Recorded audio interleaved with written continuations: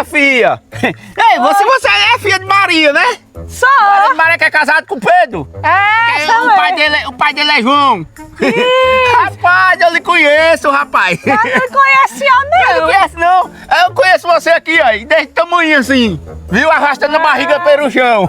Ah. Nós somos primos. E é? É, nós somos primos. Ah. Oi, diga Maria. Ela me deu 12 ovos. Daqueles 12 ovos, choquei e nasceu nosso pintinho. Tá Pode dizer a ela. certo, Viu? eu digo, Rapaz, a bicha tá bonita, cresceu demais, não foi? E que é isso aqui? é uma tatuagem. Tatuagem, riscou como? É de caneta, é? Não, é feito também, não sai não aqui. Ih, comadre Maria deixou, foi? Deixou. Rapaz, comadre Maria tá mudada demais, viu? É porque os tempos de hoje agora é diferente. Aí é, né, minha filha? É. Rapaz, de comadre Maria, que eu mandei um abraço que eu já vou ali, minha filha. Dá uma solinha ali, viu? Ih, tá certo. Esse menino de hoje, tudo bravo demais, né?